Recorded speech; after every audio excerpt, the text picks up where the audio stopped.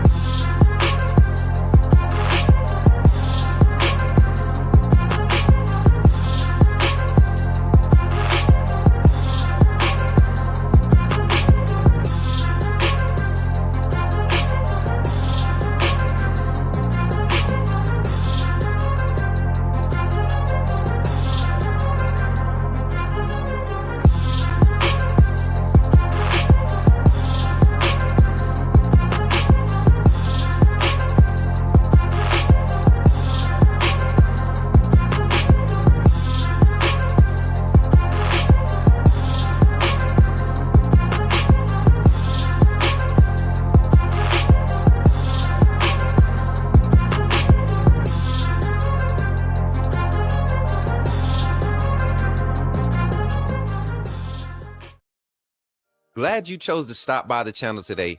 Just wanted to give you an opportunity to really become a part of this community here at the Coach Smook Network. We like to call ourselves the AAA family. The AAA stands for authenticity above all. We just want to give you an opportunity to become a part of this community because we're growing and we're doing something special here as a fan base, not just for Alabama, but the fan community as a whole. We're creating an environment where it's safe to be yourself, be authentic, and meet people who share the same passion you share, whether it's for the same team or not. You can do this by becoming a member of the AAA family. You simply start by just clicking the link provided to you by one of the moderators in the chat, or it'll be pinned to the top of the chat. Click that link, it'll bring you to my homepage. When you get to my homepage, make sure you hit the notification button and turn on all notifications. Understand that there are multiple ways to support the channel, and each level has its perks. You can go through and read each perk. As we continue to grow, new perks will be added to each level. One thing we would like to highlight that all AAA members are greatly appreciated. It does not go unnoticed that you have taken time and hard-earned money to support this channel. Once you join, YouTube is going to ask for some payment information, and make sure you monitor your subscription dates. Also, if you really want to get interactive with the community and find out what's going on, think about joining our Discord family. This is where you can get into all the fan talk of the community, and also there are networking opportunities. Please be mindful that there are rules and that we expect everyone to treat everyone with respect. Also, if you're looking to partner with Coach Smook Network or sponsor, please hit us up at coachsmooknetwork@gmail.com, and our staff will get back to you in a timely manner. I'm your boy, Coach Smook of the Coach Smook Network, and I thank you for supporting this channel.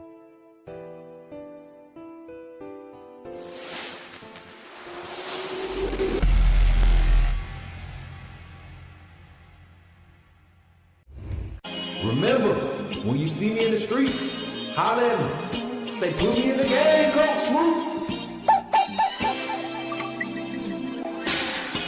Put me in the game, Coach Smook. Put me in the game, Coach Smook. Like, share, subscribe. You know we keep it live. Put me in the game, Coach Smook. Put me in the game, Coach Smook. Put me in the game, Coach Smook. Put me in the game, Coach Smook. Put me in the game, Coach Smook. Put me in the game, Coach Smook. Put me in the game, Coach Smook. Put me in the game, Coach Smook. Like, share, subscribe. You know we keep it live.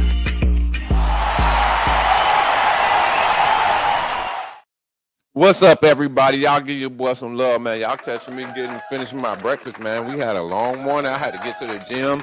Look, I'm coming in making excuses. Y'all don't start with me this morning, all right? Do not start with me, man. We're not doing that today. I've been on the run. Been running from all these fair weather fans. Y'all, I got attacked I got attacked, y'all. I got a testimony. I made it through it.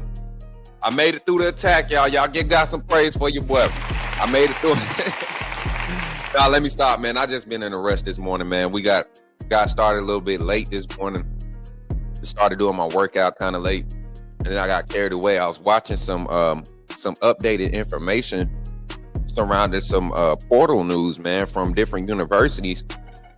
And I was talking with some people that are close to the program, and there's some guys reaching out to Alabama already, asking about future projections on roster. And it's kind of crazy that this is happening. Well, it's not kind of crazy. It's not crazy at all, honestly, to see that it's happening like this. Because hold on, y'all, let me reset this microphone real quick, because I feel like, okay, there it is. It's a lot better now.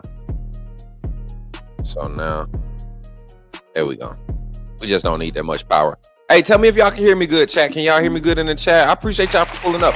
But nah, like I was saying, this is a bye week, so this is an opportune time for potential portal prospects. This kind of start scavenging the land or whatever, and approaching the program without a lot of activity going on. Even though there's not a lot going on, on campus publicly, there's still a lot of movement. Still got visits, player visits coming in on the bye week to have that on-campus experience with the players who didn't leave this week for their first few days off. The players are actually reporting back today and should be checked in today. But yeah, let's talk, man. Let's talk. I appreciate y'all for pulling up. Let's do a quick roll call. We want to try to get this thing started right at the 10-minute mark. We had a great show, a great segment yesterday. Had great conversation. We got some clips being posted on the page, so make sure y'all go check it out, and make sure y'all go do y'all due diligence and sharing it, commenting, interacting. I've seen a few of you all commenting already, and I greatly appreciate it. But we're going to get into the show today, man. I want to talk about some of the narratives that we've been allowing a lot of these content creators on YouTube, and then you see a couple of people on TikTok. Like I've been getting a lot of people like to send me fair weather mail, and I love it. We probably need to create a segment and start encouraging. If you and as a matter of fact, ain't no problem. We about to do it right now, right before we do roll call. I'm petitioning the Alabama fan base right now. Every true Alabama fan, if there's some suspicious fair weather fan activity going on amongst our fan base, I don't care where it is. I don't care if it's in somebody else's live chat. I don't care if it's on Twitter. I don't care if it's on Snapchat. I don't care if it's on TikTok, wherever it is.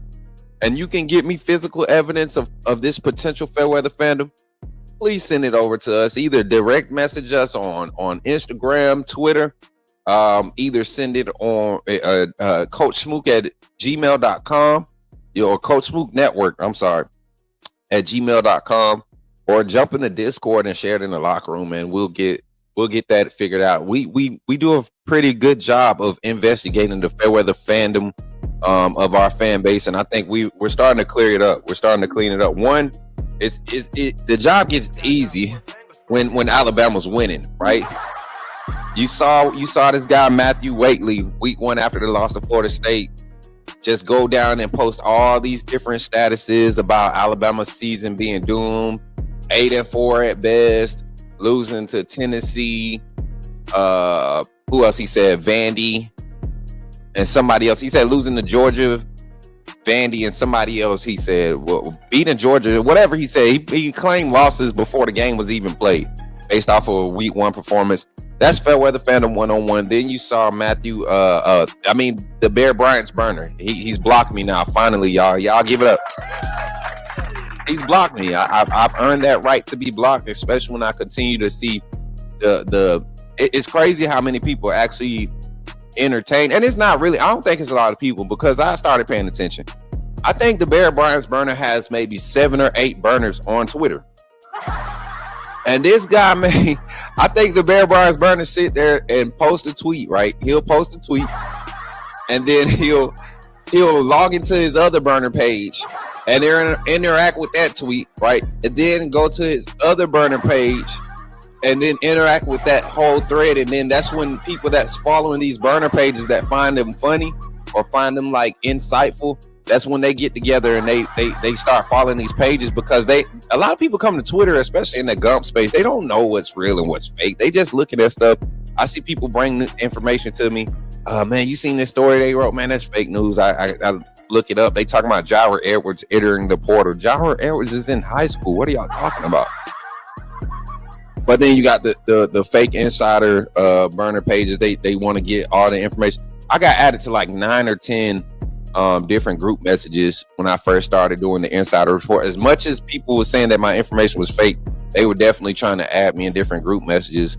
And I even found out that people can request to DM you on Twitter if they don't have a blue check mark. So we just enjoying the content side of these things, man. You guys, people get so pissy, man. They get in their little feelings and they start crying.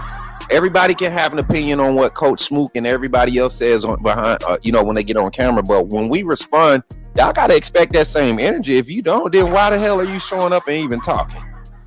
But I'm here to have some good conversation today about 2 big topics of conversation surrounding Alabama football.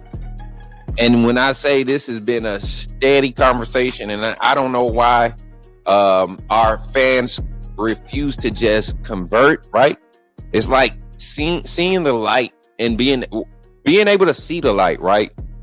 And not having any obstacles in your way. The only obstacle is the darkness on the left and right, the darkness that you want to continue to sit in.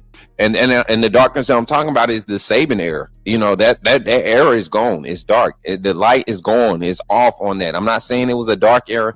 I'm just saying the light has been turned off. Coach Saban is not walking back through those doors as a head coach at Malmore practice facilities. He's not going to be walking through that Malmore facilities. So there's no reason to continue to try to compare the way that he won to the way that needs to be done, or the way of winning needs to be done now under Coach Kalen DeBoer, who has had extremely far more success early in his coach career than Coach Saban experienced.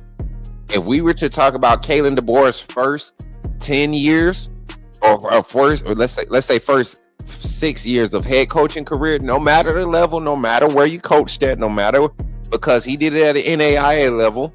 Coach Saban did it at Toledo, where they started it. And you look at the type of results, Coach Kalen DeBoer knows how to win. And he's taken that same philosophy, added different pieces to it, and continued to grow. So we're going to talk about how those winning philosophies affect, one, the biggest question, our run game, right? We want to talk about the run game. A lot of y'all are scared. A lot of y'all are worried. Keep talking about the run game and how the run game is. Y'all try to throw. Y'all know y'all can't say why the run game ain't working to me and get a real response, because I'm gonna tell you straight up that it is working. Yeah. So y'all try to sneak it in and you try to be on some junk like it's so ineffective. How's it ineffective? And we're literally using it to put our offense in position for scores when we're literally scoring off of the run game. When we're literally forcing people to put 7, 8 in the box to defend it. We're going to talk about that today. Then also, Alabama's run defense. I haven't heard as many complaints about it in the past 2 weeks. I'm not going to lie, but I've seen a few people on the that are supposed to be on the upper echelon of knowing football and being able to understand and comprehend the game. And their comprehension of the game is not correlating with what's happening on the field. What they're saying needs to happen and what's actually happened is opposite of what they need to happen. And the opposite of what they saying need to happen is actually working. And these are supposed to be former players, former coaches that played at the school and all this. And I like that. Y'all know I like to poke the bear. You know what I'm saying? I like to pull out the big guns. You know what I'm saying? I like to pull out the big guns and just let the clip off. So we just gonna do it with stats though. We're not gonna troll today. We're not gonna pick, but we are gonna poke a little bit. We're gonna poke a little bit and we're gonna pull out the stats. So let's get into the conversation. 16 minutes into the show here on the Coach Smook Network. Somebody type it in chat. Say, put me in the game, Coach Smook. I'm ready, man. You're talking about Jalen Milroe and the Pips? The perfect weak side linebacker, right? Put him next to the mic. I'm not going to take up a lot of time, but I want to say that I'm excited about what. Okay, forgive me, my brother. What's on your mind? Oh, I'm good. I'm just feeling sorry for all the other content creators now that we have this mega star back in our presence. Appreciate y'all for being here, man. I'm glad to get into this conversation today. All right, let's just do it. Let's get into it. No need to beat around the bush with this one. Again, welcome to the Chattin with Coach Smook, man. Another segment, man, where we just come in when we talk about some of the main issues surrounding not main issues, but some of the hot topics, main issues, concerns, thoughts, and everything around Alabama football during the college football season. We also talked about different things going on around the SEC or college football, but particularly we have a genuine connection with SEC and a lot of the programs in the SEC. So if this is your first time tuning in, make sure you drop a like on the stream. Make sure you subscribe to the channel. We are 4 away from our next goal. So thank you all for being here. Now let's get into it, man. These are narratives, man. These narratives, we allow these things to be said in our space as fans, as people that watch the game. Now, I need everybody in the chat, if you're watching this live or post live, I need you to do something. And I forgot to do my roll call. I'm so sorry, y'all. Welcome in, Tevin. Good to see you, Sully. Everybody in the chat, man, pulling up. Deborah, good to see you. Antoine, good to see you. Urban Nesses is back in the chat. Get it, Coach. Roll Tide. This is Steve. What's good, Steve? Good to see you, man. Good to see you, Melvin. How you doing, my brother? Jordan Wright. Roll Tide, little brother. What's good, Roll Tide? Real impartation, real inspiration in this streaming stuff. Can't even cap you. You're down. You so consistent. Hey, appreciate you, Vashawn. Hey, this is my boy, man. He know. If anybody can tell you that I know this game of football, I think I taught this man the most about football through flag football.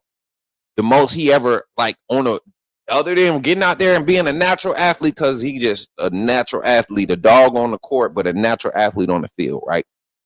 Taught him some things, just kind of breaking the game down, explaining cover 2 and cover 3, how to look at this, what that means, what in flag football, community league. That's my boy, man. Appreciate you for pulling up. He used to rock with me when I was doing Warzone content. Appreciate you, boy. Jason Jackson, what's good, man? Make sure y'all dropping likes over there, man. Make sure y'all dropping likes over on all the other platforms, tapping the screen on TikTok. I need to get over to TikTok. I know TikTok probably running it up right now. They be giving me crazy love over there. And then Darius Fountain talking about Georgia football in the chat. We put y'all to rest. You can't come in our chat saying that crap anymore, okay? You understand? You don't say that anymore. Let's get into the conversation, chat. Let's go. Antonio, what's good?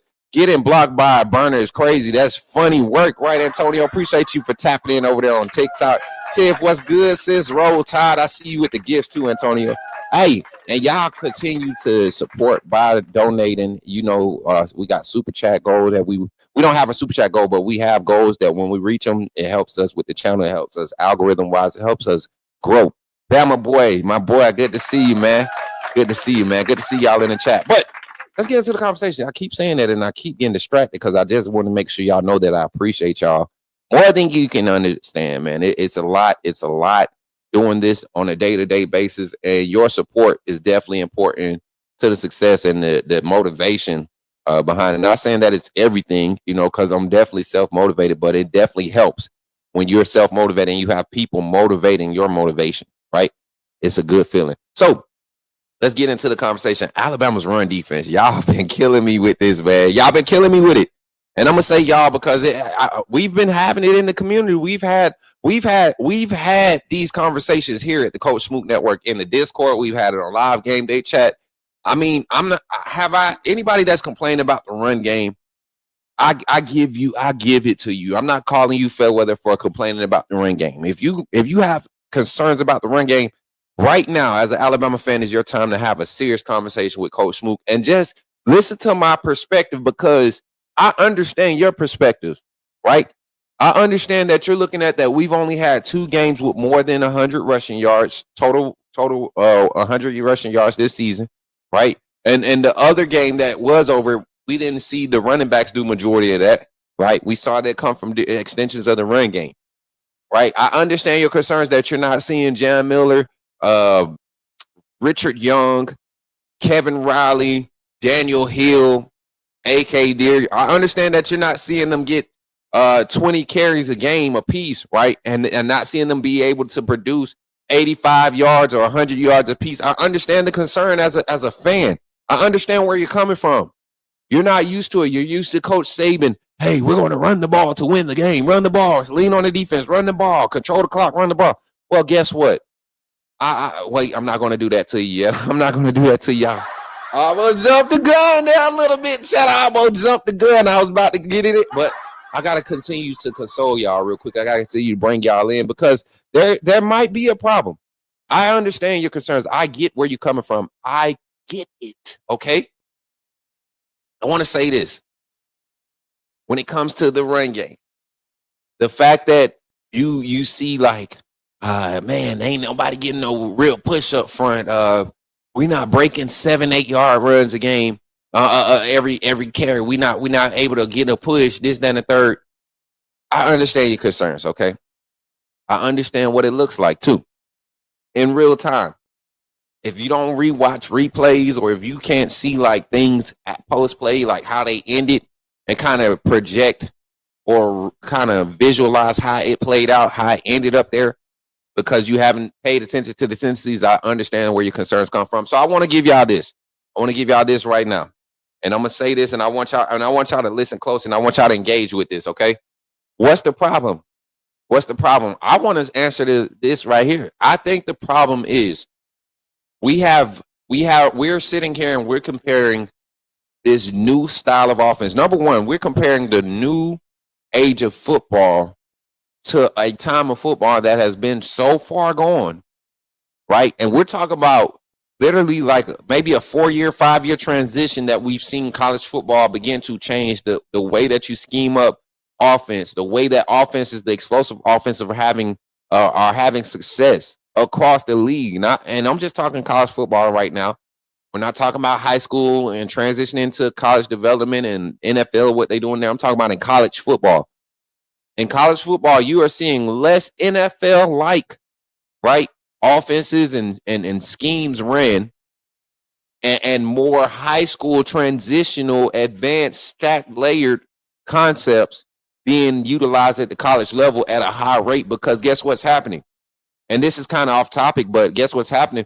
You're seeing 4-star, 5-star, and 3-star guys come into multiple programs across the country, and they're popping as freshmen because everything comes to them fluidly. They're able to go to all these different off-season training situations or training development centers and coaches and learn different schemes, QB country, QB academies, all of this.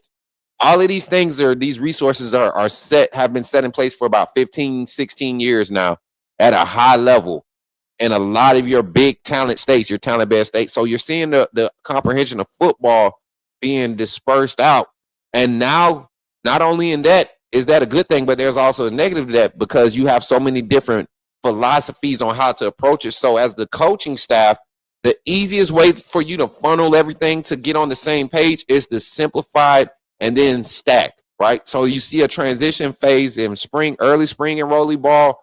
You're stacking your true freshmen from last year to the early true freshmen, the early enrollees, your red shirt freshmen and sophomores. You see those guys getting stacked as far as development, and that's when you see most of their growth and their misses, right? You see that from Ryan Williams right now. But what's the problem in Alabama as far as the development, stacking the development in the run game? Well, let's be honest. Jam Miller is the only back in this room because Richard Young was hurt a lot last year. Jam Miller is the only one with some real experience and carries at the SEC level. Dre Washington is struggling in pass pro. He's struggled in pass pro since he's got to Alabama, and a lot of it is due to just getting here late. The system is hard to learn. We saw a running back room struggle with the system last year in pass pro. So I didn't expect Dre to be able to come in and be able to be effective in the pass pro, but I think he's here just in case for a lot of you all's concerns. If the pass game ever gets to a point where we truly cannot pass the ball or we truly cannot protect the quarterback, there are 5 running backs in this running back room that can get us a target average of 3.4 yards to 3.7 to 4.1 yards per carry and allow us to have a chance to win games and create space in the passing game. If teams really are going to play, if there's a team out there that, and this is something that I want to bring up too, if there's a team out there that's going to stop the run game with a light box, right? They're going to be able to stop the run game, completely shut it down with a light box, and force us into passing. Or my fault. If they're going to play a heavy box and they're able to shut down the passing game, I'm sorry, I'm so used to defending the other side. I truly believe that if you're going to load the box and you can stop us in the passing game, we can lean on the run game and lean on our defense. Because if a team is doing that defensively, that means they're struggling offensively. They're literally, playing their face card. This is what you need to do to beat us offensively to handle our defense. And if you can't, we're going to rely on that because we know what we're working with. That's the type of game plan you might see against Auburn, where they sell out to just stop the run and they force Ty Simpson. They crowd the line of scrimmage with 7 every snap.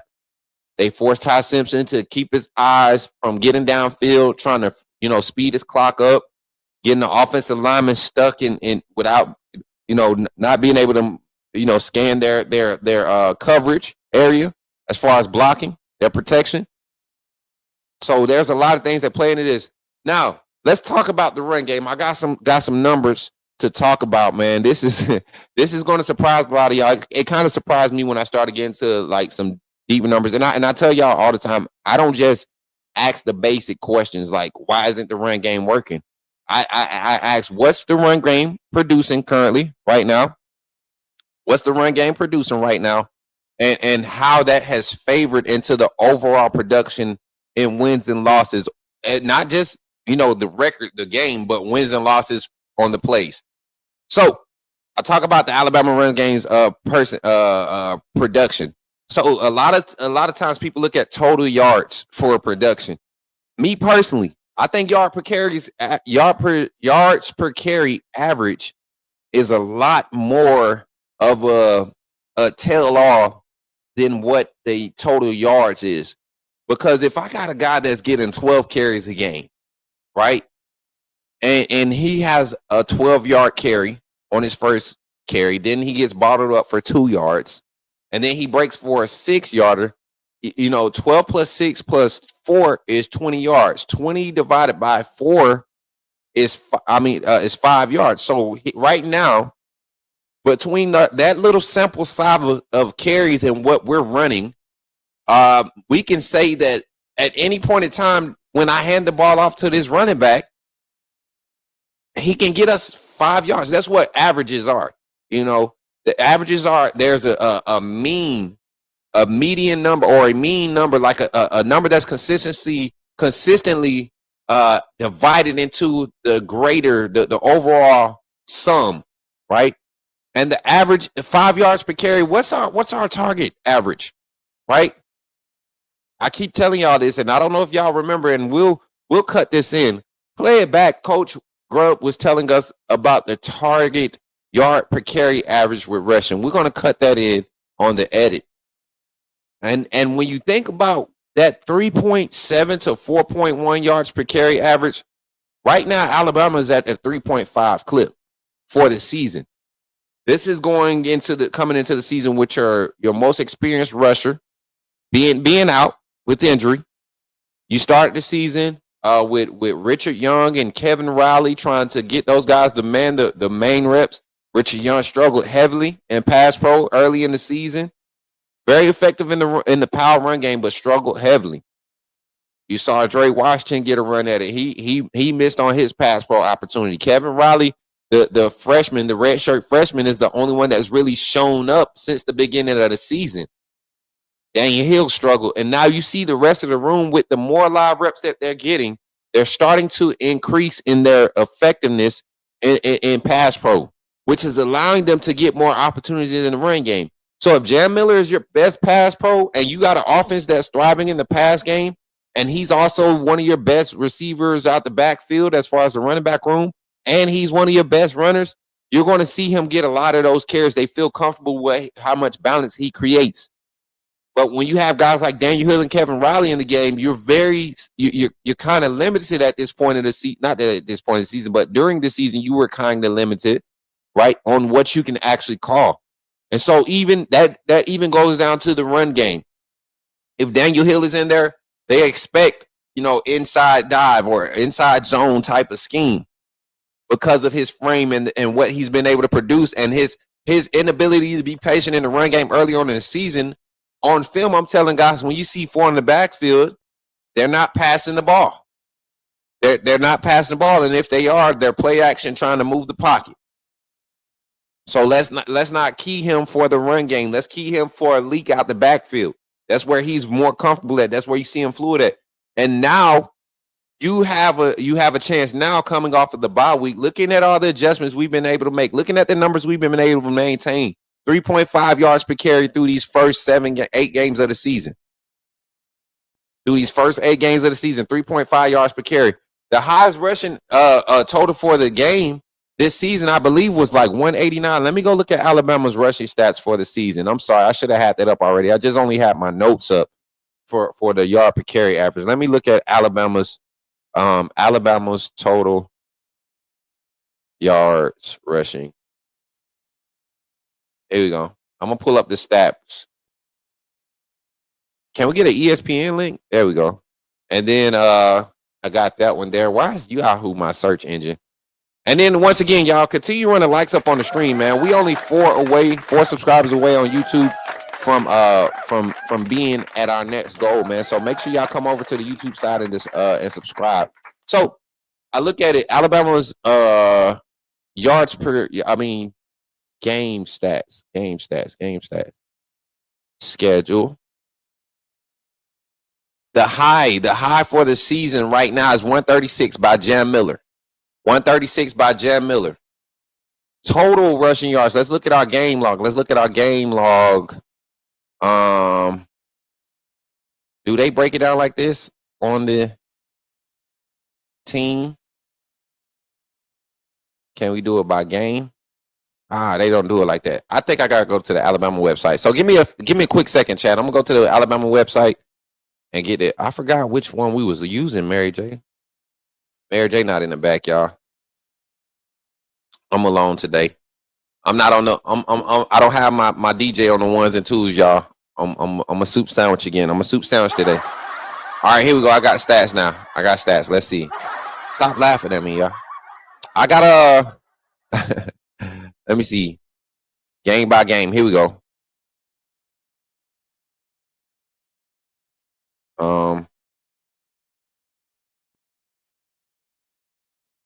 Here we go. Game.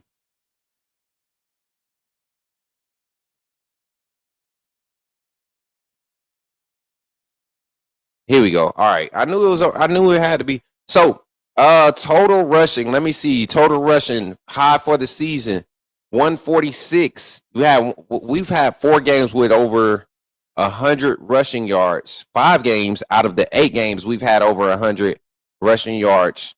2 of those games have been 150 plus. We don't want to talk about ULM. We know what type of game that was. But you had out of those other 7 games, a game in Florida State where we evaded the run game, had 87 rush yards, easily could have hit a 100-yard clip on that. And even in that game, you're talking about averaging 3.6 yards per carry in that game, right? Turn around against Georgia, 3.2, below the average, but the amount of attempts kind of leveled that out to give you 117 total rushing yards. But they couldn't stop us in the pass. They really wasn't getting a good push up front. Vanderbilt, same thing. Your attempts was up there. Same thing with Missouri, 44 attempts. That Missouri was the only team that's really kept us, at a concerning clip for our yard per carry average in a game. With the amount of attempts that we had, the balance that we were able to keep, you kind of concerned with that production. But you turn around against Tennessee, another 120-yard game, 3.4 yards per carry type of game. And then against South Carolina, another game, y'all, where we kind of got slowed down because of the pace of the game. We got behind the pace of play calling, not necessarily behind the sticks, but the pace of play calling. We missed on a lot of overthrows that could have extended drives. They would have gave us more attempts on the ground, right? But 23 carries for 72 yards is similar to what we were seeing in the Florida State game. The type of averages we were averaging against Florida State in the run game, they were not bad. And the extension of the run game has been so important because now you guys want the running backs to be explosive.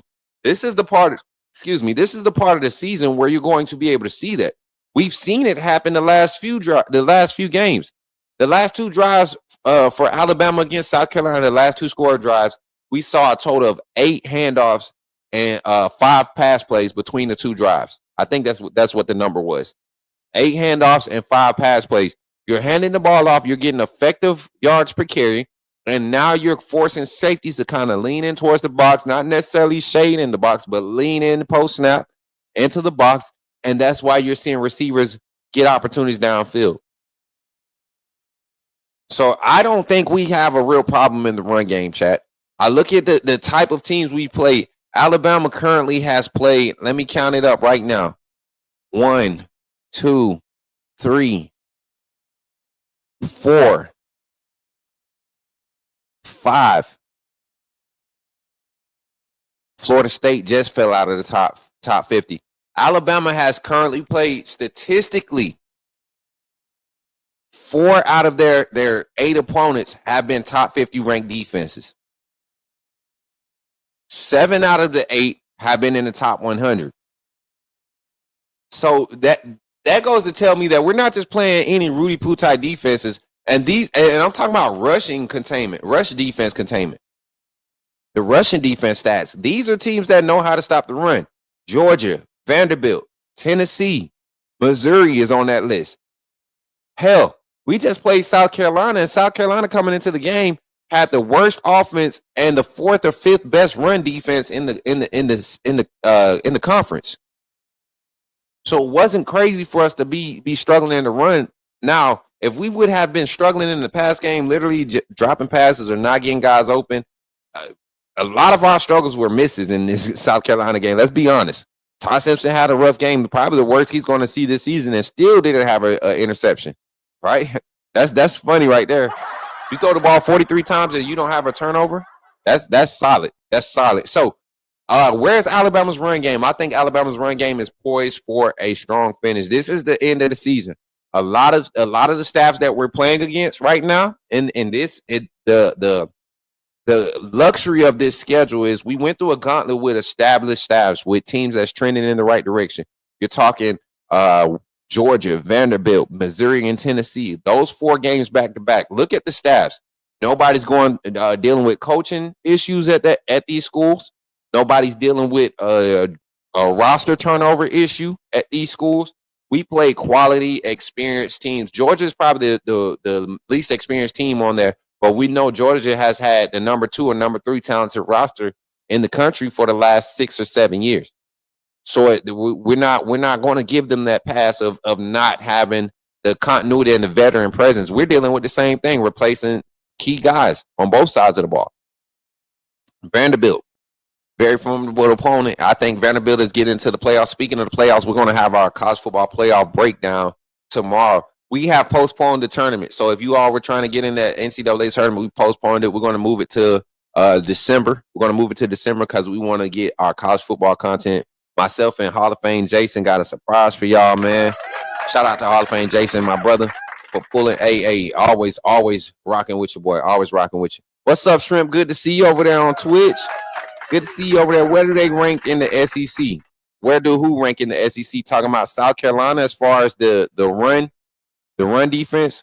What is swarm defense? Born trespasser. Who are you and why do you have Kenny as your profile picture? He said, what is swarm defense?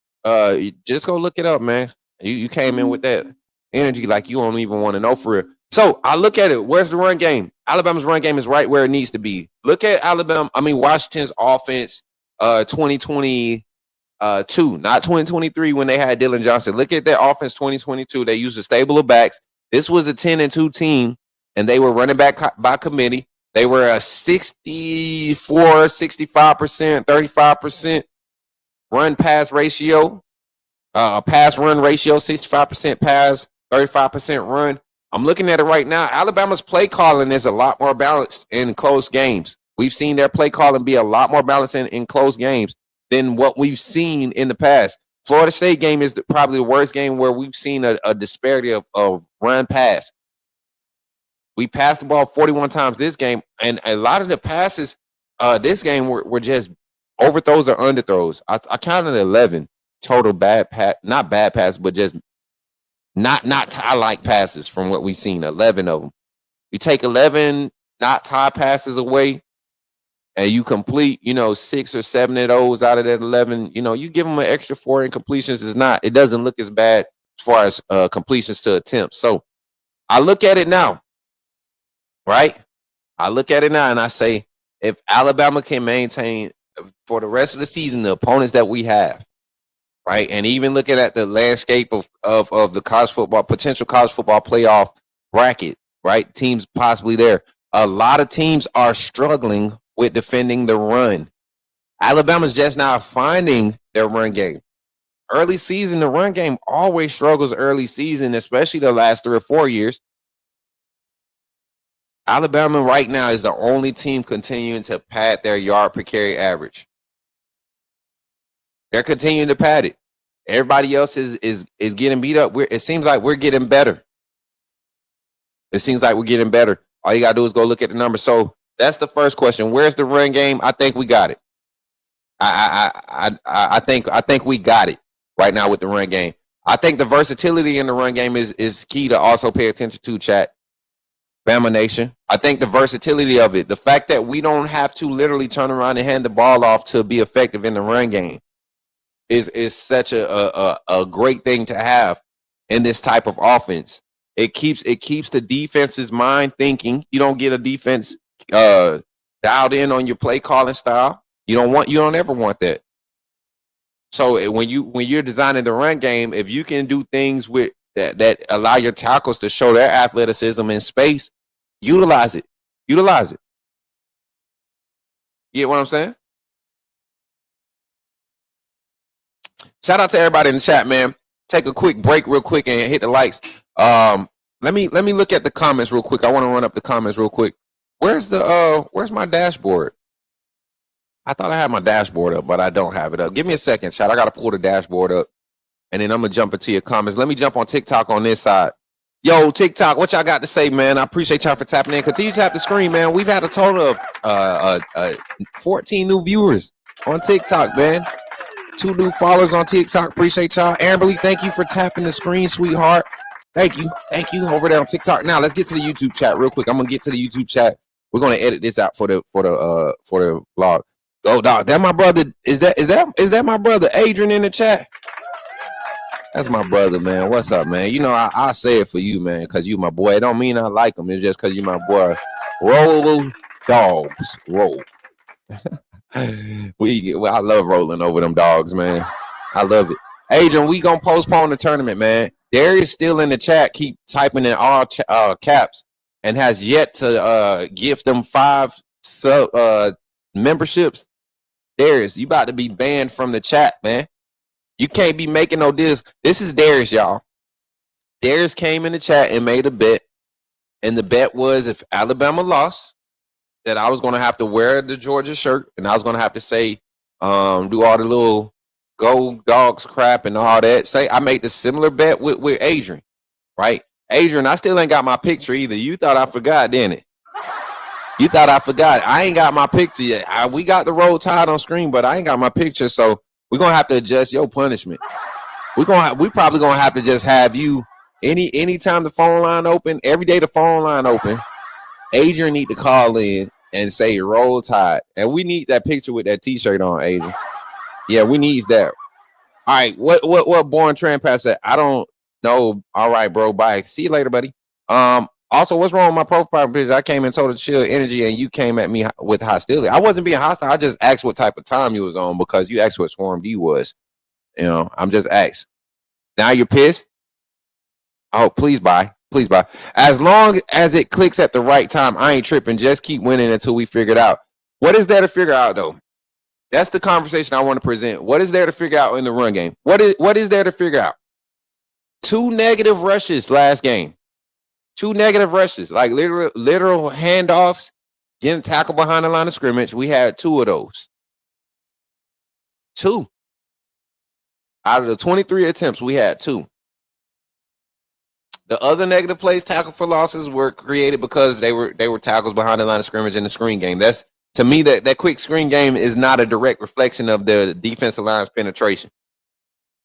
Right? That's not a quick. That's not a direct effect of the box being effective as far as stopping the run game. The players in the box stopping the run game. That's perimeter leverage. You get what I'm saying? Sometimes you get the safety heel jump down out there and be able to stop him behind the line of scrimmage.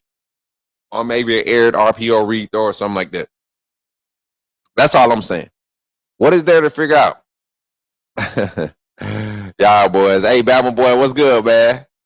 Good morning, Zach. What's good, Zach? You late to the party, man. Ain't nothing better than beating those dogs. Facts, man. Oh, man. I just saying because everyone keep harping on the running game. I don't see no problem. That's what I'm. Oh yeah, okay. That's what me and you on the same page. Then I'm not asking you. I'm just asking like, what's the problem? Like, where is the problem? If we came out of a game, right? And I understand last game we started the first half. We had like 27 rushing yards to end the first half, I believe, right? That was only on like 11 attempts. I think we only ran the ball 11 times in the first half. So if we ran the ball 11 times and only had we were what, at a 2.1 yard, 2.2 yard per carry clip, and then to end the game at a 3.4 yard per carry clip, that means that we were able to make our adjustments and lean into the run game and really push. I don't get where the problem is. Like, we seen adjustments made on defense and offense. Adjustments don't mean for all you adjustment people, we need to see adjustments. Adjustments doesn't mean you just going to go out there and change players around and call a different play. No, adjustments mean, hey, if we run our 27 zone read or whatever we want to call it, if we run that, instead of you taking your first step inside this time, I want you to take a flat step. I want you to take a flat step and get square on that flat step before you try to push upfield. Let's see how that opens it up and what type of movement or what type of key that triggers for the linebacker when you give him that movement. Same play, same blocking scheme. I just want you to change how you open up. I want you to change your first step. So those are adjustments for all of y'all that want to be, change this guy. No, just look at things from a better perspective. I saw a small adjustment from Caden Proctor last game in pass pro. That was the edge rusher he was getting. The guy had got so keen on trying to play and this is kind of off topic, but if I'm Caden Proctor, right, and y'all are looking at me, I have a guy out here, edge rusher on the defensive side, rushing. The guy was coming wide nine type technique and acting like he was going to attack the center of Proctor's body, but then bending, keeping his leverage enough to lean on that outside shoulder. And Proctor's leverage or Proctor's momentum was giving him that push upfield like he's trained to do. And instead of being able to carry him, he was actually turning him into Ty Simpson for the 2 pressures that he allowed, right? And I saw Caden Proctor make a quick adjustment. Instead of doing his kick back, that first real quick step, Caden was coming up and chopping into that first big move, getting a real gauge and making sure that the guy had to square up on him to make his move. Making his frame square so the guy had to square up on it. And you've seen how he was able to handle himself. Same thing happened with Wilkin Formby at guard at one play last game. He had a situation where in the run game, he got beat inside. He kind of had to lay on the guy. Could have been a holding call, but he had to lay on the guy. You see the next opportunity for that same type of look. He opens up a little bit more square, right? And he's able to not only get square and drive this guy from his shoulder pad, but he gets help, right? He gets help driving him upfield from the center. So there are small things that we're seeing being made in the run game that we couldn't see last year because of lack of continuity and lack of understanding for the system. So my final thoughts on this run game, I think Alabama's run game is in a good place, chat. I think right now, if you're just number watching and you look at the numbers compared to the rest of the country, you're going to be missed. You're going to be confused. You're going to be tricked because we don't need to have 200 yards rushing just to say we have a good run game. All we need to do is be able to hit our target number, yards per carry average against our opponent every week. And when you're able to average 3.4 to 4.1 yards per carry for the Alabama offense that we currently have under Kalen DeBoer and Ryan Grubb, this offense right now is at an 81% win clip when the offense is able to maintain those averages. 81% wins over the whole career. When Kalen DeBoer's offense doesn't have 150 yards rushing, he's at an 84% win clip. When Ryan Grubb has called plays for Kalen DeBoer as an offensive coordinator, and the run game they are 84. They have they find a way to win. 100, and I didn't get it. I didn't even get to do a yards per carry average because I didn't know how to get the formula together to put it all together so that I could see what the yard per carry average look like. But in the season, when those teams are averaging 3.4 to 4.1 yards per carry, they are at an 84% win percentage clip right now. 9-3 last year, regular season. And everybody knows where our run game was. Our quarterback was the run game. And that wasn't even effective play calling. That was just a guy making plays. Now you have effective play calling. You're getting better results as far as winning, right? Winning the matchups, winning the games, keeping the opposing defense off of their run game containing average. That's where I think we're excelling right now. Missouri was the only team that was able to stay in their defensive scheme and contain us to what their season average was as far as yards per carry allowed against their defense. So for that, I think when you're talking about going against 8 different opponents and being able to produce above what their yard per carry average is allowing in those games, I think your run game is doing exactly what it needs to do. We're going to take a quick break here. When we come back, we're going to get into the comments, man. We're going to talk a little bit, and then I'm going to talk about the other problem, the other issue that Alabama fans seem to have with this team this year, and it's got a lot to do not with the run game on the offensive side, but defending the run game on the defensive side.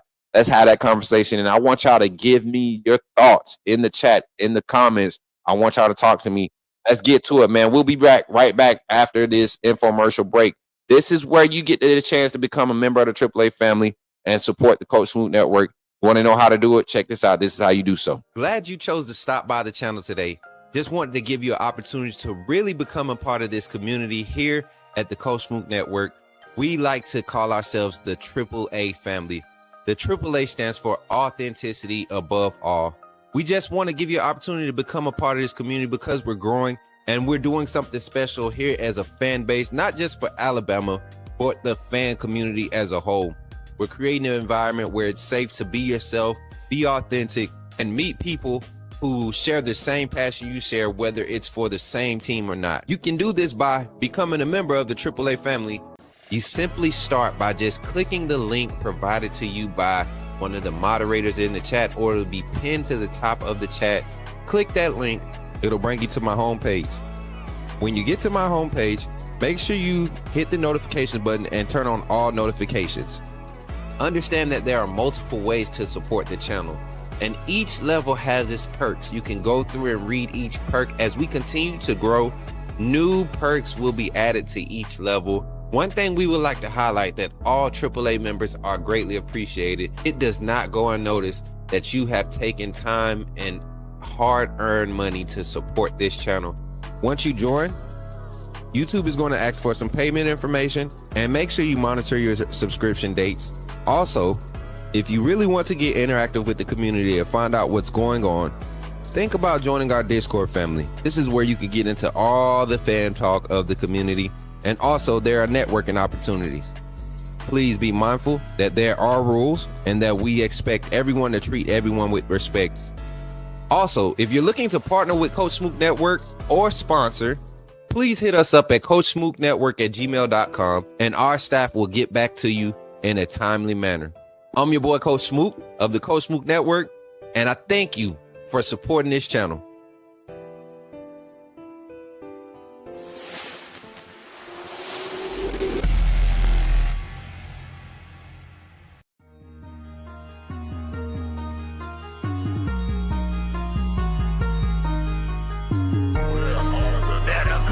subscribe. You do roll with the tide. I'm down in the gun with Coach Smook. Through the game, roll tide, roll tide. Let her go subscribe. TikTok.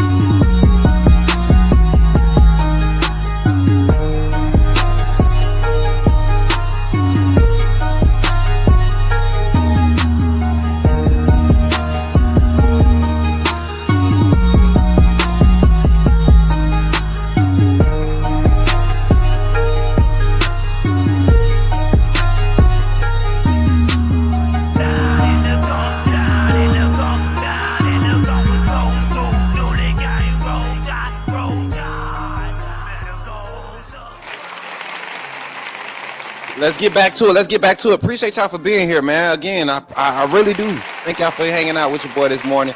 We here talking Alabama's issues. What are the issues here at the Alabama Crimson Tide with the Alabama Crimson Tide football program, and what are our concerns? What are our concerns? And I'm yet to say that your concerns were not valid. Okay, so for everybody that tries to get out here and run this narrative that I don't agree, or when I disagree, I shut people down. I don't, man. My thing is this. If we're having a debate, if we're having a conversation, and my thought process doesn't work like yours, it's not necessarily a disagreement. But if you are not bringing statistics that really correlate to the overall product and how it affects the game, and right now we're talking about winning, right? I need everybody to understand. We're complaining about how Alabama is winning right now, not how they're losing. We're complaining about how Alabama is winning. Everybody's complaining about how Alabama's run defense is helping us win games right now, right? Everybody's complaining about how Alabama's run game is helping us win games right now.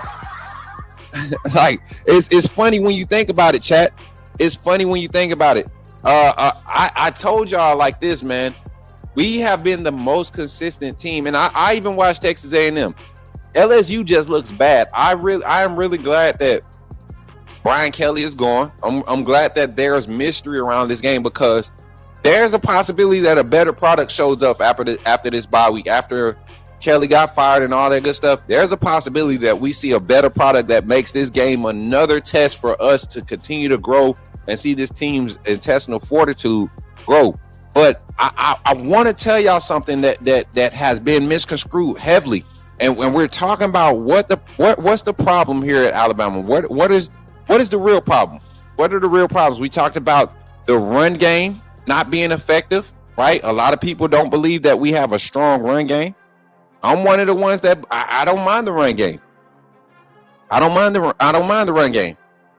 And I gave all the stats. So if you wanted to see the first part of that, go back to start about the 15-minute mark on this live, and you'll see exactly where it starts. We'll also have a vibe posted here. But next, I can't stand it, man. I can't stand it. I see it every week. I see it every other week, man. Well, every week from a lot of these fan groups, but not here in the AAA community. It's usually on Twitter. It's usually on Twitter. And I don't know, man. I don't know why. I don't know why people just continue to run this narrative that Alabama can't stop the run game. I look at this and I say it like this. I say it like this. I'm gonna change the beat. I gotta find the right beat, y'all. I gotta get my boy. To make another one. As a matter of fact, we could just pull the vocals from that. But listen, I look at the Alabama defense and I say, okay, week one. I'm not going to sit here and try to make no excuses for that.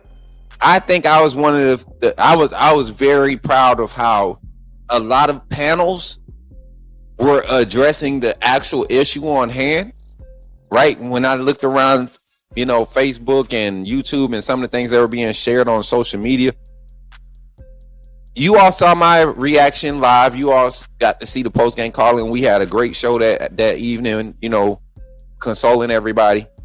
And I think most of everybody's problem was just a lack of effort. right? In stopping the pass or the run and just playing defense. I think that's what everybody's concern was, what the mentality was going to be like. But then the very next week, Alabama shows up against a first home game of the season. Defense is in question. Everybody's already thrown them to the wolves. They've already thrown them out the window.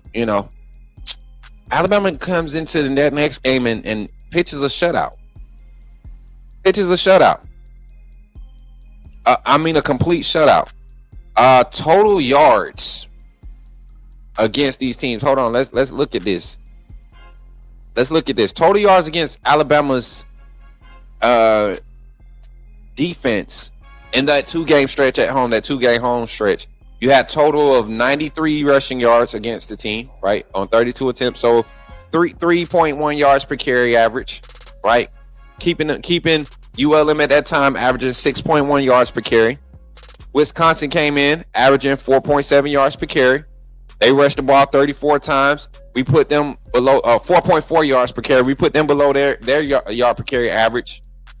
And we're just talking run game. We're not talking about passing. I don't think Alabama's passing game has had issues. Tennessee was probably the most explosive, and they did 128 of that in the last 2 drives trying to get back in the game. So stop complaining about the defense. I gotta finish dialing in for you. All right, Wisconsin came in 4.4 yards per carry average. Alabama forced them into 3.2, 3.1-ish. It was like 3.17 when I did the averages. Georgia came in. Bad game. That was the second 200-yard game given up by this defense in the season. But we're looking at the standpoint and the circumstances we was in. We saw schematically what was happening. We saw what was happening on the field, right? And those were issues. If we had made the personnel change, you see a correction in a lot of that. We don't see 4 of those 6 runs because the 4 of the 6 were bounced to the outside and out to the perimeter, and no containment on the edge by the secondary or the defensive backs on the boundary, the cornerbacks. That's what allowed that game to look like it did. Okay.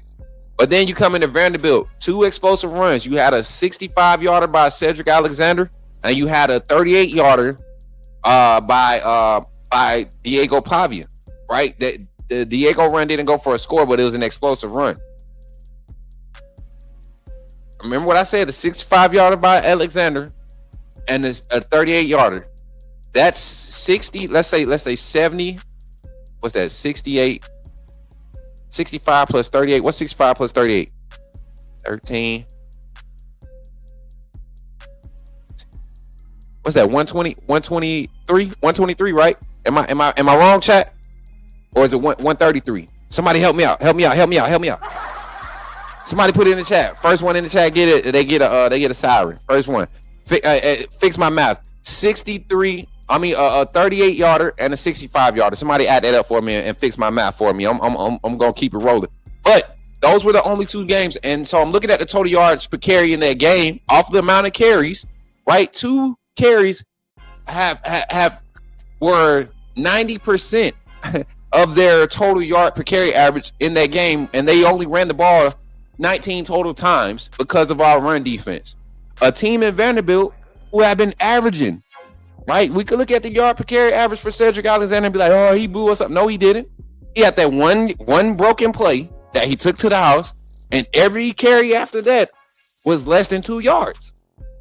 Talked about that. Containing Diego Pavia, not allowing him to make plays with his legs downfield. Extend that pocket left and right all you want. We're gonna depend on our secondary to stay in phase and stay in the guys' hip pockets, be able to make plays on the ball. But we're gonna contain you, and we're gonna be able to push that line of scrimmage. All right, we want to be able to get a push against Missouri. They come into the game. Ahmad Berry, y'all remember most broken tackles in the game. Guess where Justin Jefferson's highest tackle total in the game came from? Missouri. Go check it out. His best game in the season, tackling wise, was against Missouri. And I don't know what happened with him. The young man, is it Ahmad Berry? I forget his name. I don't know what happened to him in the game, but he ended up getting injured. That affected how they could run the game. They still had 2 or 3 explosive runs, 10-yard, 12-yard here. You know, y'all complained about that. But you're talking about 28 attempts for 163 yards. They were able, they did not maintain their normal clip. We forced them off of that average. This is the point I'm making. The run defense has been forcing everybody but one team. One off, Georgia. One off was Georgia. And Georgia, they actually exceeded their clip because of those 6 explosives out of the 33 attempts. Out of the 33 rushing attempts, only 6 of them, the 6 that were explosive, account for another 85% of their total. So I'm telling you all, if we do the small things in the run game, right, which we have consistently done, if I'm looking at every game and it's 33 carries, it takes them 33 carries to break 6 of those, and then I turn around and we play another team and they get 33 carries and their offensive yards per carry average is just the same as Georgia. They were getting the same effectiveness in the run game up until they seen us Tennessee, and we cut that total yard per carry average in half. One game you do 227, the next game you do 140. You almost cut it in half. So what are we talking about? Alabama can't stop the run. One of the key things that I think played into a lot of people's disbelief in this defensive system, and I want to shout out Kane Womack. Let me give a huge ovation to Kane Womack for what he's done defensively, and not only with just the 4-2-5, but how he's made me a believer in variations of this 3-3-5-ish 4-2-5 look. Right, personnel does not change. This is what I love about having that edge rush wolf position. Those type of players, those anatomical builds of players, because you have guys at that position that can be a light traditional defensive end pass rushing asset that can seal the edge contain, get upfield push with their hand in the ground, or guess what? That guy's athletic enough to stand up and float across that front. Get the guard and the tackles talking and communicating about where the 4th and 5th man are coming from on this pass rush. I get it now. And it took me having to go and talk to a former player at Alabama right now that goes and hangs around the facility a lot. And we had this conversation about 4 weeks ago, because I kept complaining about the 3-man front. And he had his issues with it too, but sitting around practice and listening to what's being told and what's being coached for these guys to do, which is we won't reveal it. But just think about this. You can be doing something right in rehearsal for the play all week long, right? But then if you get on stage and now you're in front of everybody, your throat gets a little bit dry, and then when it's time for you to say that line or sing that note, it might crack a little bit, but that don't mean you can stop singing, right? That don't mean you can stop singing. You got to keep singing, and sometimes it takes you maybe 6-7 words in the verse or your lines to get your voice normal. And that's how I think Kane Womack is doing with trusting his defensive play calling with that 3-man front, because when before Rousseau got hurt, that look was not, nobody was complaining about it. Against Florida State we were, but nobody was complaining going into that Georgia game. Nobody was complaining about that 3-man front. The Vanderbilt game, we complained about it heavily. Missouri game, we was like, I ain't feeling it. But Tennessee, South Carolina, we've been seeing it, and it's been effective. It's been effective in both the run game and in getting pass rush. But particularly in the run game, we have seen a lot more effectiveness from those guys. As Yanzi Pierre continues to get those reps, his ability to step up and make those plays or present opportunities, create a havoc and disruption, and keep his eye discipline there, sealing the edge on a lot of these read option type look plays, has allowed the safeties to play a lot better on their run fits the last 3 weeks since the Missouri game, right? Has allowed the second level linebackers in Justin Jefferson, Nakai Hill, Green, Deontay Lawson, all of these guys have been effective in that 3-man front, because where Rousseau used to be so effective at, and you got to think, Rousseau played a lot of reps there last year. So he understands what he's looking for. He's seen a few things. So him being up and standing up and floating that front with that true 3 front, it is not a problem. Now we see Yanzi Pierre sliding into that role. And then another thing I want y'all to see too, and we're still talking about stopping the run, but schematically, I think Kane Womack has gotten away from expecting everybody to be able to do exactly what was being done by the first man. Now he's getting guys out there, putting them in their specialties. Noah Carter is in that uber athletic edge rushing asset. Not necessarily a pass rush specialist, but an uber athletic, a guy that can get a push. He got a quick twitch, and if he doesn't get to the ball, he has a 6'6", 6'7" wingspan on that long frame, 6'4", 245-pound frame, 250-pound frame, 6'7" wingspan. He can get his arms up. He can make those quick dump off passes a lot more difficult.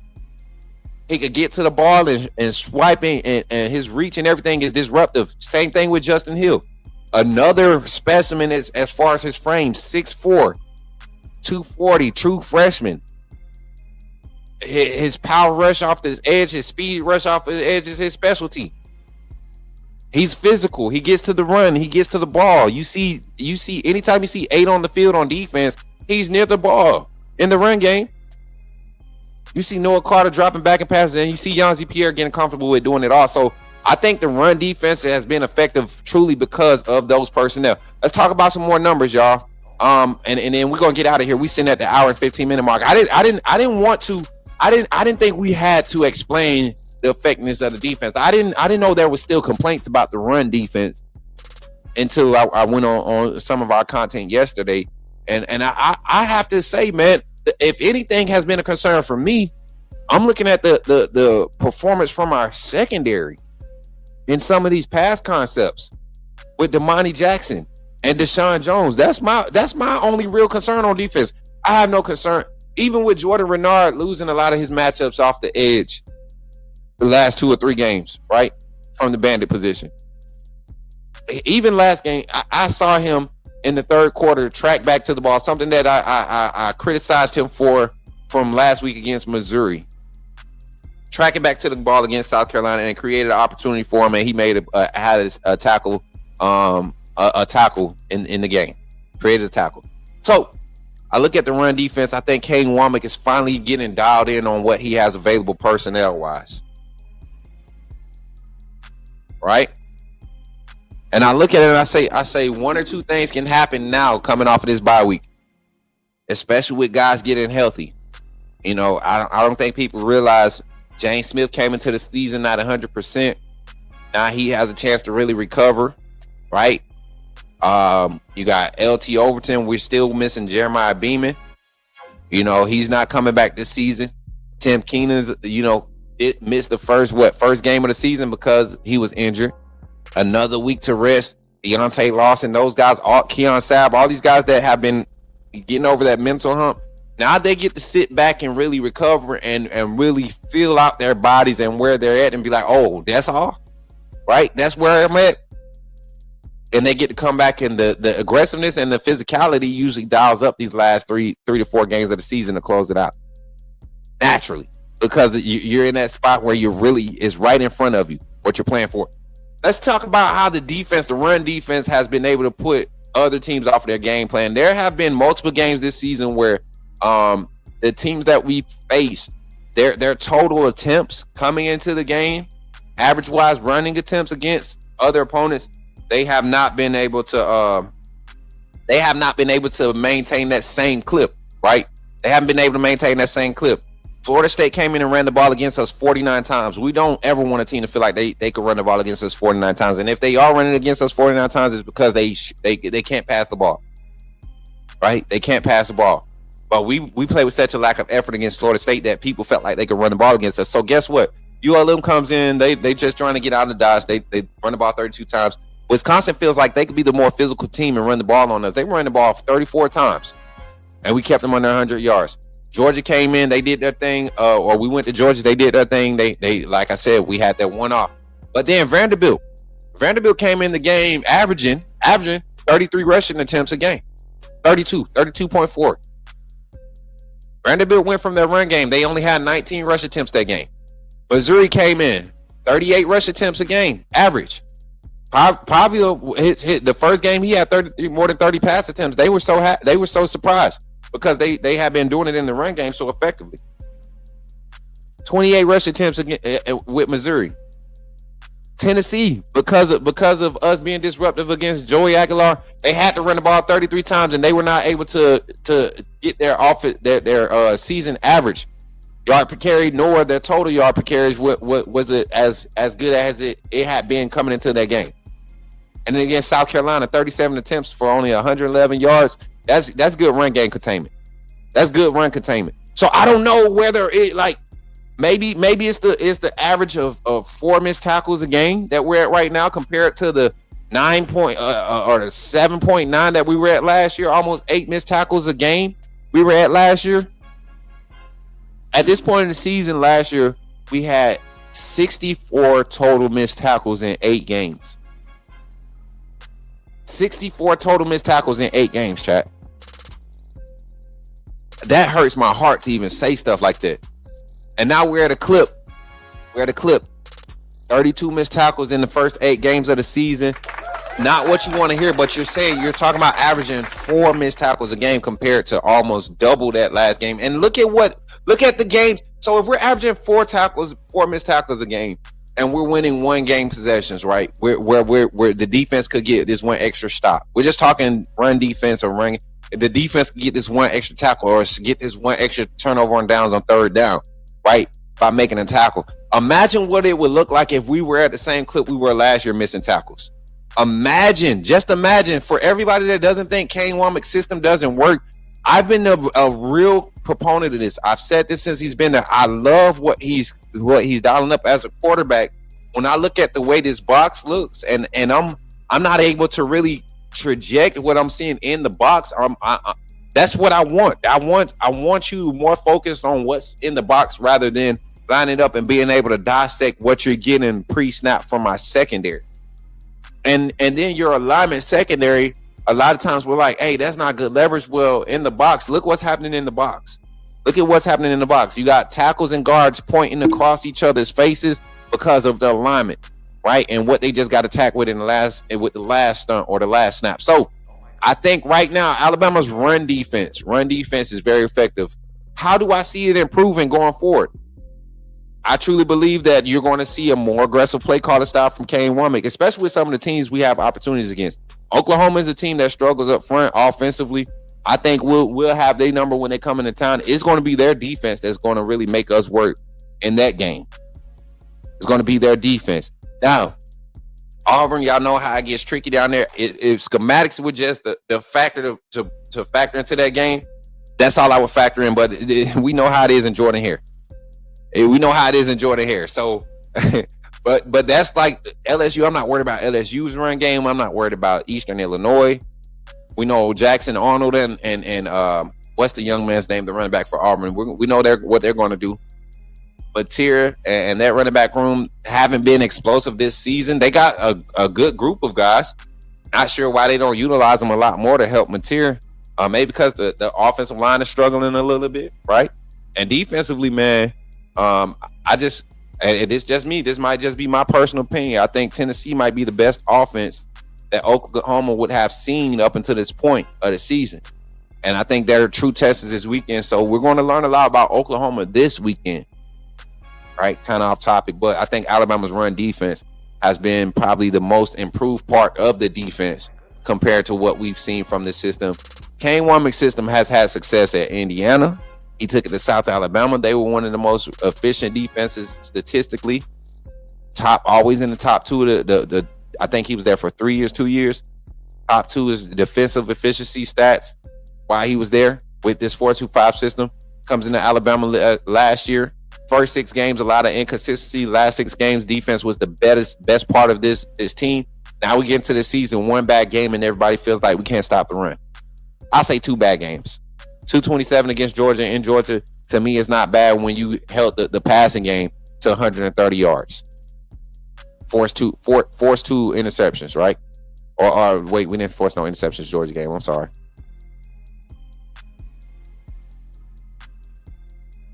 So I'm just saying, chat, it's one of those things, man. I don't get where some of these complaints are coming from. As I get ready to close out, I don't get where some of these complaints are coming from. I don't get where the narratives. I know where they're being preached, and the people that are saying, some of the stuff that we're asking about or that you're complaining about, but I don't know where they're getting it from. I don't know where they're getting it from, Chad. I just don't get it, because even if you looked at the numbers, Alabama statistically right now with the amount of attempts, if we were the teams that's really killing it in the run game right now, right, are teams that are running the ball 45, 30 times a game, 35, 40 times a game. Alabama has been able to win games by multiple possessions, 17 points against Tennessee. We ran the ball 33 times. Won the game by 3 possessions. Ran the ball against Georgia 33 times. Won that game on the road. We ran the ball against Vanderbilt.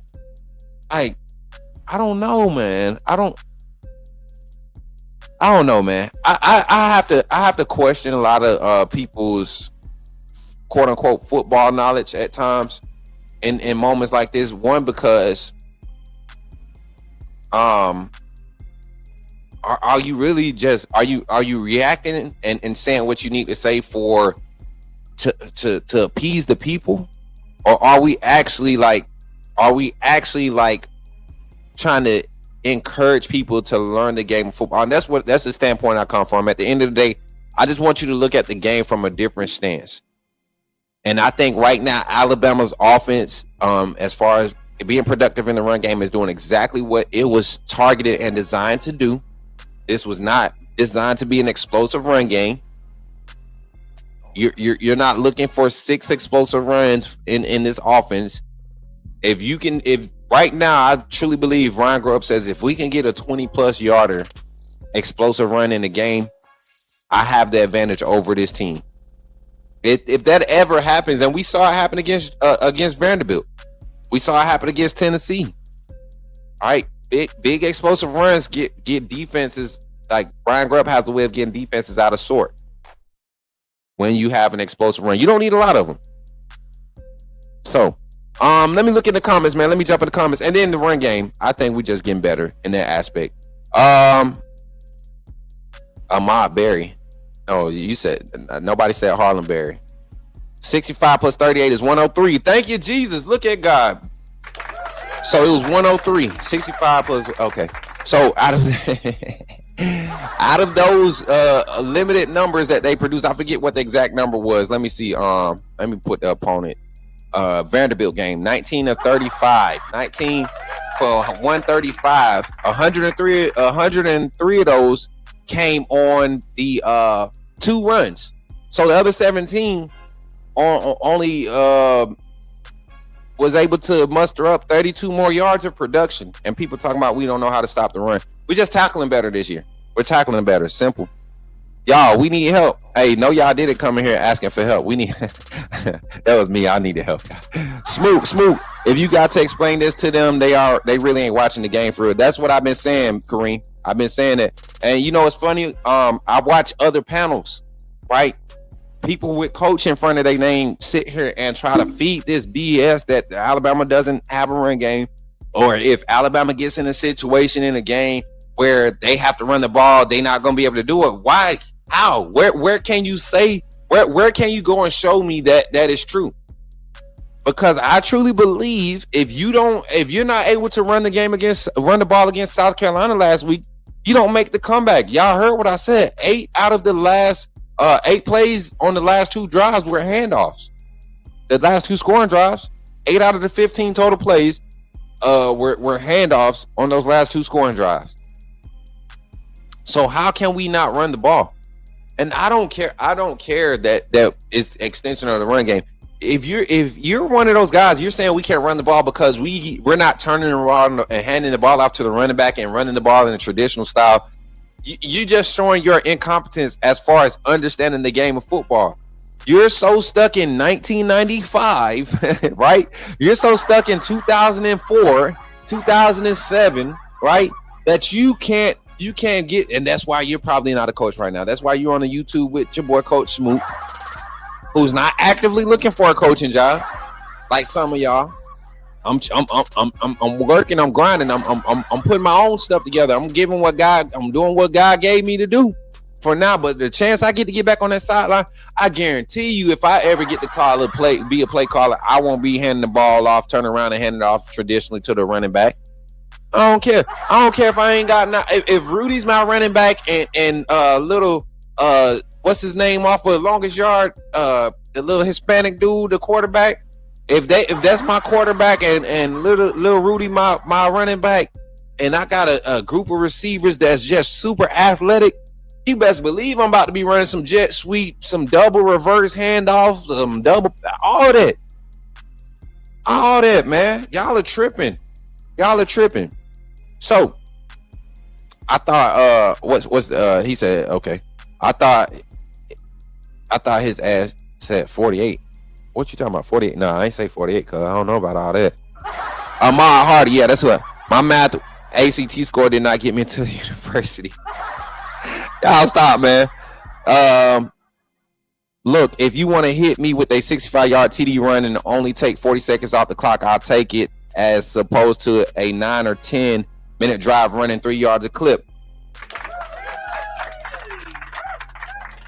And think about when those explosive runs come, Jay Penny. You know what? Let's give Jay Penny. Jay Penny, you lead me to another point. And this is why I like to get my chat to talk. This is why I love to get my chat to talk. Because I have some people in here that know the game and not gonna listen to the BS on these other channels. When you say that, Jay Penny, think about what killed Alabama against Vanderbilt last year. Poor tackling. Vanderbilt didn't hit us with 6-7 explosive runs. They had the quarterback scrambling run. They were breaking tackles with the quarterback scrambling.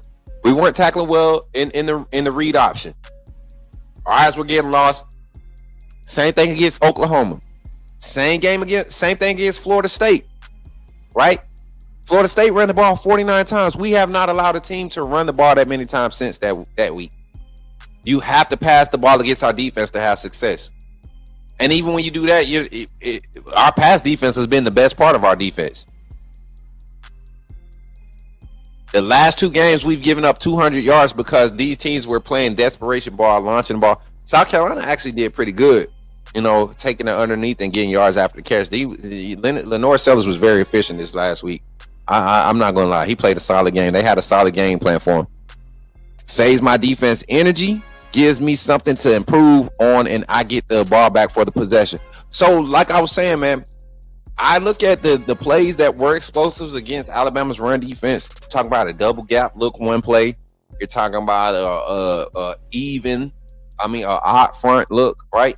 On a few of those, where you just had you in aggressive style of alignment, pre-snap alignment.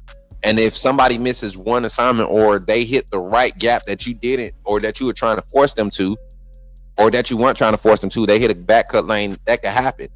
That's only happening at a we're talking about a 4-time clip out of 60 plays, 60, where the defense is averaging 66 plays a game right now, 65.3 plays a game. So I'm just looking at all these numbers and trying to figure out where the complaints come. Where the complaints come from. Saves my defense. It's very smart run game concept. The D chord can't key in on it. Smart. Oh yeah, you talk about the 3-man front. Vandy killed us with that shuffle pass with this defense, but other than that, I'm cool with that with the defense. Hey, how many shuffle passes have we seen from Vandy this season though? Up until that game, I saw Vandy do the shuffle pass once, and I believe that was early in the season against who was they playing? It was an early season game. You haven't seen them do it on many teams. Dang, who was they playing? I can't remember. They didn't even do it against LSU. But yeah, I get you. We faced a few fast offenses with mobile QBs, and we beat them. That first game was just an off day for us, and on day for FSU defense is standing strong. Facts. I agree with you. Hey, welcome back, King family. I see you in the chat. Yo, logo, is that the same logo? It looks different.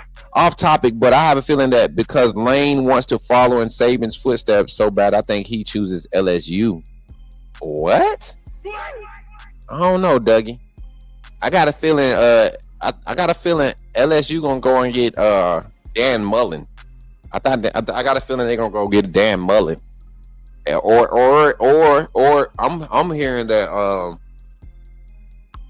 that Florida is really pushing for Eli Drinkwitz at Missouri, chat. Like I'm really like, I know everybody was talking about Lane in Florida, but we're gonna talk about that. As a matter of fact, since we're not doing a tournament, we'll do a segment tonight. We'll open up the phone lines. As a matter of fact, I don't even want to do phone lines. I want to do live Discord. I want to do a live Discord. Members only. You will be allowed in the Discord to sit there, and we're going to have lounge style talk on the live stream tonight. What y'all think about that tonight? Barbershop style talk. Ladies, gentlemen, boys, girls alike. It's going to be family friendly. We talking football, just all college football hot topics. Let's do that tonight. Family night. AAA family night. It's the bye week. Let's do it Thursday. Pull up in the Discord. Pull up in the chat. If you can't talk, you want to just get in the chat and type, do that. We're gonna have family night. We're gonna talk about all the hot topics. So Megan, Nate, get on y'all job. We need that lineup for tonight. FS, you're prepared for one team for a whole year, and that was Bama. Let's see what they facts. Appreciate y'all for commenting today. What's up, Big Bake? My boy Rod in the chat. People expect for us to allow no yards, no scores, no big plays. Totally unrealistic expectations. You're talking about guys on other panels that played in 2000, right? 2000 to 2001 or 90. Let's say 98 to 2002.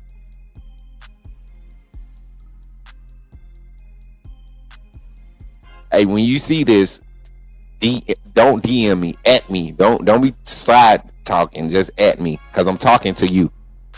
I'm gonna respect you and not say your name again, but I'm talking to you. At me when you want to make a subliminal. But anyways, back in those days where everything was in between hashes, you had 20 out of the 22 players in between the hashes lined up in the box. Of course, all you doing is you're gonna feel pretty tough when every play you're smacking up against somebody. Ain't no real skill in there, and I think that's what offensive coordinators started seeing. So if I got all these wide receivers lining up and they blocking the little guy on the edge, why don't just let them have their way with the little guy on the edge? Why don't give more guys opportunities out there in space? And that's what happened. So for all those guys that think that the game is just going to continue to be that head bumping, face in your face football style, is long gone. It's long gone. Not the longest y'all. Yeah. Hey. Knew I shouldn't have ate that popcorn. What was his name, man? What was his name? It's right here in my brain. Oh my God. It ain't Z. It don't start with a Z. It start with an S. What's his name? Missed tackles and penalties. That's all our issue was last year. We took advantage of our opportunity and was able to get the next most efficient plays. That's all I be saying, Zach. Appreciate you for pulling up, man. 18 missed tackles, clock control, couldn't get off the field, and they scored points just about every time they had the ball. Missed tackles, but they took possession away from us last year. So we just basically got slow boat race this year was a whole nother story. Facts, 100%. Brucey. Why y'all left me out there that long without a VP? That's funny. You come in, your first comment, I'm looking for the name of the clown on the doggone show, and you said you come up with it. Welcome into the show, VP. Good to see you, man. That's funny. He's I ain't seen a comment from VP the whole stream, and I needed help finding VP, finding out Brucey that, man. He appreciate that. That's solid right there. TikTok, what y'all got going on over here, man? Are we limited on TikTok right now? They trying to get us out of here, man. We gotta. Appreciate y'all for still tapping the screen, man. We still got people pulling up on TikTok. Sid, appreciate you, man. Much love for tapping in over here. What's good, man? Good to see you. I might get on the game today, man. We postponing the tournament. I don't want to rush it. I want to give people opportunity. So You know, I shouldn't have ate that popcorn. Stop, man. Stop. But with that being said, y'all, we're here at that hour and 37-minute mark. I think we've been doing great with doing these segments. I think I need to do more of them. I don't know if y'all enjoy. We kind of just got on the call-in show vibe. We want to get that back active, and we have. I appreciate all of y'all support, man. Y'all just don't understand the call-in show vibes that y'all bring every time we have the call-in show has been second to none, man. I look at everybody trying to mimic us. Nobody can figure out how to get the phone line working. And I want to help so many people. I'm actually going to do a video. I'm going to go ahead and do my video of how to set up a call-in line without paying for that crazy software, like $800 a month or some crazy junk. I got a new way. I got a way I can help y'all set up the call-in line. All you got to do, and it's going to be a members-only video. I'm going to put it out as members-only. So for all my members that's part of the Coach Smook Network, and you're thinking about streaming and you want to do a call-in show, or you want to do some type of streaming, I'm about to start making it available for y'all. And then I need my members. I'm making a members only post. I need for the month of November. It's members month. November's members. That's what we're going to call it. Every week, I'm going to try to do 2 to 3 times. We will have members only streams. Members only streams. I don't care about the numbers during that time. Like that time of year, I just want my people to have access to the content. And a lot of our members only content is going to be our CFP. If y'all didn't know, man, we've been invited to be on a panel, and this panel is going to be part of like not AP poll or college football playoff committee, but our insight and our thoughts and stuff are going to be in our ranking projections, the algorithms that they're using to figure out a lot of these stats. We've been talking about these on our platform, so it's getting respected, and these numbers are being looked at. That's why I continue to bring up these numbers. I tell y'all to watch the right numbers, right? Watch the right numbers, and you'll get a good answer, or you'll get the real answer of where you at. I had a boy, man. His name was he ain't my homeboy, and then like that. We cool, but he ain't my homeboy. His name was Nick Sherwood. He was in this trash talk group on Facebook, and he was a Bama fan, but we saw things totally different. And a lot of football talk that he would, a lot of things that he would say when it came to coverages and breaking down defenses, it just wasn't right. Now, when it came to offensive line, because he played the position, he could talk about technique and stuff, but schematically, he really wasn't with me. You know what I'm saying? In so many words, he really wasn't. And it's just because I don't think y'all know how obsessed I am with like football film. I don't love playing football. I'm gonna admit it. I wasn't the one that coach be like, you willing to die for this? No. Like for what? You willing to die for this? No, coach. You gonna put your body on the line? No. But I will call. I see something happening. Look, coach, he doing this out here on me, and the safety doing this. So what if you call this so that I can go and do this, and then we open this up? Or since we already got this in the playbook, we should be able to, adjust this. Like I was that player. I didn't have to be on the field, especially when I started finding out what the game was. So when we talk schematics in that group, I used to just leave the conversation alone because they want to troll and stuff. Nobody really wants to talk football. And that's why I go at Kangaroo Black so hard, because you got such a great following. At least push these people out to people that's talking football instead of you feeding them that BS that you feed them. He's the reason why I am on top of. He's part of the reason, not the only reason. He's part of the reason why I'm on this thing about attacking this narrative about Kane Womack as a defensive coordinator. You can't ask for a better staff in college football right now. Ohio State, maybe. Ohio State went out and got the guy from the NFL, Patricia. What's the guy's name? I forget the coordinators over at the defensive coordinator. And then he got for offensive coordinator, one of the best wide receiver developing coaches or minds out there, and then offensive minds out there, Hartline. Not just because he's at Ohio State, but because of what he's done over his career and the type of tutelage that he's set under. You got those two guys working under you. You finally get a chance to sit back and take your hands off the wheel as far as driving either side of the ball and manage. You get to sit in this passenger seat and say, hey, turn here, turn there. Right? Take your time. With two of those type of minds. So Kane Womack and Ryan Grubb, y'all, we will be lucky to keep Ryan Grubb after this season. We'll be lucky to have Kane Womack. We'll be lucky to have Jamarcus Shepard. We'll be lucky to have Freddie Roach. Right? We'll be lucky to keep this staff together for 4 years. So for people calling for coaches' jobs, especially Kane Womack, you're talking about the defense is the saving grace for the last 2 seasons. Defense saved us against South Carolina. The defense saved us. So kill the narratives, y'all. I'm here to kill the narratives. And my question is, what's the problem? I don't see no problems. I think Alabama is growing. We have issues. We have small adjustments we need to make, but I don't see no problems. So with that being said, I appreciate y'all for tapping in into this episode with your boy, chatting with Coach Smook here on the Coach Smook Network. Thank y'all for all the support, man. Shout out to all the sponsors, all of the family that pulled up and showed us mad love today. All of the likes on the stream. How many likes did we end up on the stream? We got 32 likes on the YouTube side, man. Appreciate y'all. Continue running it up. We hit our like goal of 25 likes on the stream again, man. Y'all just continue to showcase all the haters, man, that thought we were done. They thought the Coach Smook Network was done.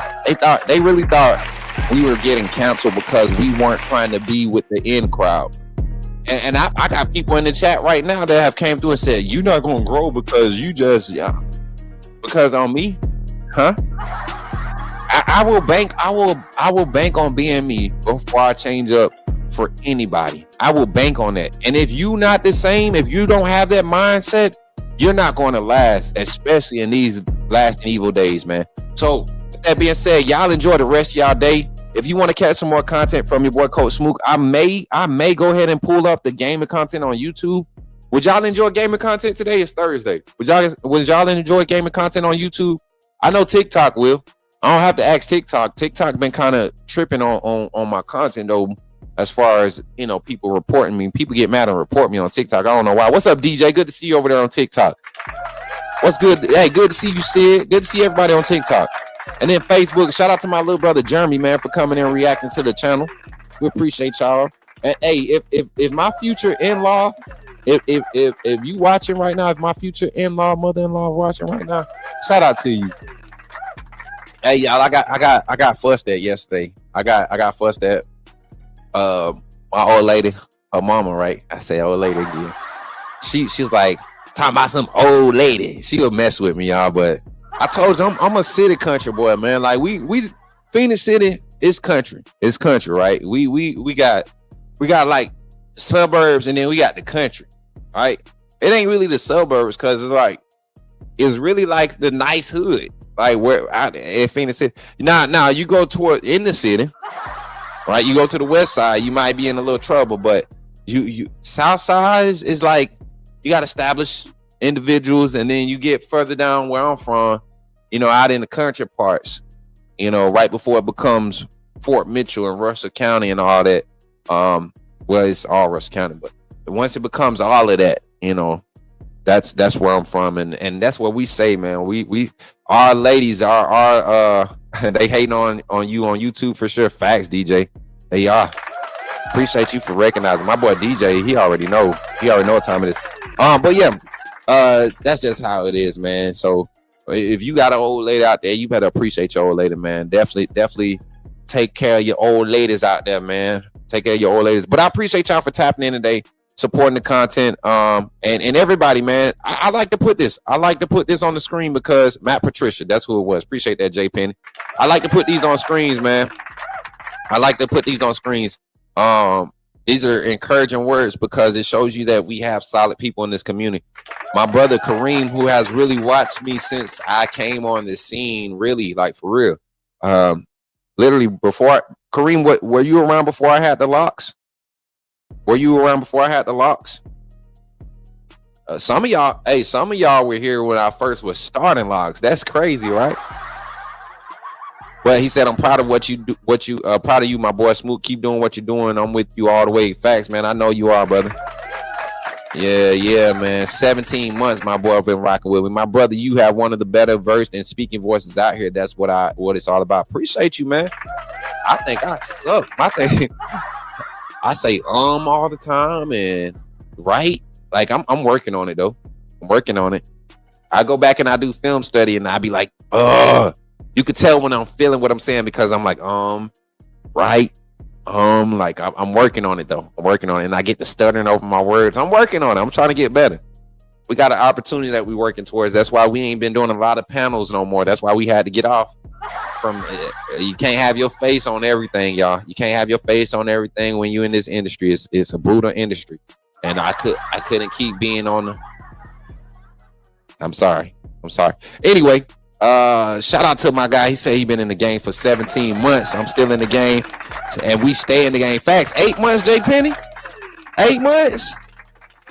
Zach been watching me for 2 years, man. And just chill out about the baby locks, man. So a memory came up yesterday, and then I'm gonna close out. We had the 147 mark. A memory came up yesterday on Facebook. A few came up on Snapchat, and I had just got a haircut last year this time. And the ponytail, right? I want y'all to see it real quick. I'm gonna take the headphones off. But y'all, this ponytail, when I used to put it at the top of my head, it was nowhere. I don't think y'all can really tell how much hair is up here, but I remember like not being able to put my junk in a back ponytail. And like I could wear one now, y'all. Like I got some length. You know what I'm saying? I could really wear one now, and then when I pull it, like I know y'all didn't come here to look at my hair, but it's all about the growth. That means I'm healthy. You know, when your hair growing, when your lips ain't ashy, that means you're healthy. So I'm healthy. I appreciate y'all. Hey, for real though, I appreciate y'all. 17 months, Sully. Oh yeah, Sully, you been here. What I'm acting surprised for? Well, technically, it was ever since you went back to solo, but I updated the bank card and forgot to update. Okay, J Penny. He said before I went back solo. What? See y'all, and I could tell who been around because y'all still like to pick about that. Y'all know that's been almost 2 years now. Well, May it'll be 2 years since that happened, and we still feeling the effects of it. Not necessarily in a bad way, but we still feeling the effects of it. I love it. People still go over there and ask for me. And like it's so funny. They be like, "Where's?" Yeah, you remember when I used to always ask about your visor when you didn't have facts, man? That's what I'm saying. Yeah, I know. Hey, if you been here, you know the visor aura is real. But I'm gonna go ahead and get out of here. Yeah, I'm gonna go ahead and get out of here, man. Y'all enjoy the rest of y'all day. Again, we'll be on TikTok for some gaming. If that junk don't take off good and we don't get a lot of people in here in the TikTok side, we'll just bring it to YouTube and we'll interact with the YouTube. But I think TikTok has been going crazy. TikTok continues to have that screen for me, man. Y'all been doing great. I appreciate y'all. And remember, man, thank you for the 30 likes. And remember, y'all, when you see me in the streets, holla at me. And say, put me in the game, Coach Smook. I'll catch you on the next one. Roll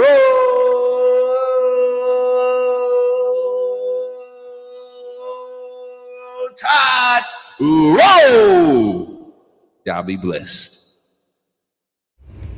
Remember, when you see me in the streets, holla at me. Say, put me in the game, Coach Smook.